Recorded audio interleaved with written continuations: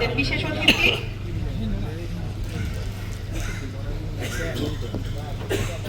Doctor Nizamuddin Ahmad, জ্যেষ্ঠ জনস্বাস্থ্য বিশেষজ্ঞ, প্রধান নির্বাহী কর্মকর্তা, সিইও, চেয়ার গ্যাস, CSA steering committee, technical adviser, বিশ্ব স্বাস্থ্য সংস্থা, জনাব ডাক্তার নিজামুদ্দিন আহমেদকে মঞ্চে আসার জন্য বিনীতভাবে অনুরোধ করছি বক্তব্য রাখার জন্য।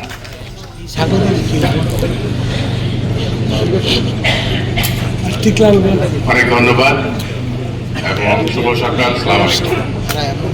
আজকের এই মহাসমাবেশ এবং আজকের যে আয়োজন তার সম্মানিত সভাপতি, বাংলাদেশ সাংবাদিক সংস্থার মহাসচিব এবং নেতৃবৃন্দ যারা এখানে আছেন এবং সারা বাংলাদেশ থেকে সাংবাদিকরা যারা আজকের এই আলোচনা গুরুত্বপূর্ণ আলোচনা সভায় এসেছেন, তাদের সবাইকে আন্তরিক মোবারকবাদ। উপস্থিত সুধীমণ্ডলী, ভাই বোনেরা, আপনাদেরকে দেখে এত ভালো লাগছে দুটো কারণে।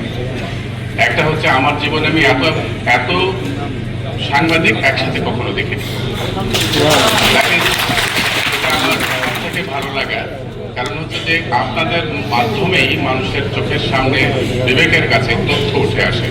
আমি জনস্বাস্থ্য নিয়ে কাজ করি, আমি সবসময় আপনাদের কাছে দৌড়াতে থাকি যে কি করলে একটা জীবন বাঁচবে, কি করলে একটা মা বাঁচবে, কি করলে একটা শিশু বাঁচবে, কি করলে দেশের স্বাস্থ্য বাঁচবে, কি করলে একটা সাংবাদিক সুস্থ থাকবে যেন তার লেখনীর ধার আরো শক্ত হতে পারে। সেটাই হচ্ছে আমার কর্মকাণ্ডের এলাকা। আমি জনস্বাস্থ্য নিয়ে কাজ করি, মূলত শিশু টিকা বাংলাদেশে যেটা দেওয়া হয়, দেখেন ওই প্রতিষ্ঠানের আমি এখন চেয়ারম্যান। কিন্তু আপনাদের এখানে আমি আমন্ত্রণ পেয়ে আমি অত্যন্ত কৃতজ্ঞ এবং সাংবাদিক সংস্থার মহাসচিব এবং নেতৃবৃন্দ যারা আছেন তাদেরকে আমি আন্তরিক ধন্যবাদ জানাচ্ছি, কৃতজ্ঞতা প্রকাশ করছি দুটো কারণে। একটা বলেছি যে আপনাদেরকে প্রথমবারের মতো আমি আমার জীবনে এই 60 বছর বয়সে একসাথে এতগুলো সংবাদ প্রেরণকারী মানুষকে দেখলাম যারা মানুষের জন্য কষ্ট করে সঠিক তথ্য নিজের কষ্ট তুলে আনে মানুষের সামনে। তাদের সেই যোদ্ধাদেরকে আমার সামনে বসে আছে। আর দ্বিতীয় আমার ভালো লাগছে হচ্ছে যে আপনাদের সামনে দুটো কথা বলবো, অর্ধেকটা সাংবাদিক, অর্ধেকটা স্বাস্থ্য নিয়ে, যেহেতু ওটা নিয়ে আমি কাজ করি। এবং আপনারা ওই জায়গায় যদি আরেকটু মানে সহায়তা থাকে তাহলে আমাদের মানুষ বাঁচবে, রোগ কমবে এবং আস্তে আস্তে দেশটা কিন্তু উন্নয়নের পথে যাবে। সাংবাদিকতা নিয়ে আমার বলার দক্ষতা নেই, যেটুকু বুঝি আমি নিজেই সাংবাদিক ছিলাম যখন ওই মেডিকেল কলেজে পড়াশোনা করতাম। সেটা 1980 সালের কথা। আপনারা অনেকে নাম জানেন মোনাজাত উদ্দিন, সংবাদে উনি তখন গ্রামীণ সংবাদদাতা ছিলেন, গ্রামীণ সাংবাদিক। রাইট, মোনাজাত ভাই আমাকে সাংবাদিকতা শিখিয়েছিল এবং উনি আমাকে মেডিকেল রিপোর্টার হিসাবে বানিয়েছিল রংপুরে। তখন আমি রংপুরে থাকতাম। তো সেটুকু থেকে আমার 5 বছরের শুধুমাত্র অভিজ্ঞতা যে সংবাদ তথ্য কিভাবে কালেক্ট করতে হয় আর সেটাকে কি করে সংক্ষিপ্তভাবে লিখতে হয়। যখন মনোজিৎ ভাইয়ের কাছে এনে তথ্যটা দিতাম, উনি সব কেটে দিত, কেটে দিয়ে উনি এত অল্প সময় এত সুন্দর করে লিখত। সেই মানুষগুলোই হচ্ছে আপনারা, যেটা আমি কোনোদিন পাই, আমার জীবনে সেটা পাই। তো সুতরাং আপনাদের কাছে অনেক স্যালুটেশন, অনেক ধন্যবাদ সমস্ত কষ্টকর জন্য। দেশ এখন একটা ট্রানজিশনের জায়গায় আমরা আছি, আপনারা আমরা সবাই জানি। ট্রানজিশনের জায়গার মানেটা আমরা যারা পেশাজীবী, আপনার যারা এই জনস্বাস্থ্য নিয়ে কাজ করছে, তাদের কাছে 3টা বড় জিনিস। একটা হচ্ছে তথ্যের প্রবাহ যদি সঠিক না হয় তাহলে মানুষের জীবন এফেক্টেড হবে।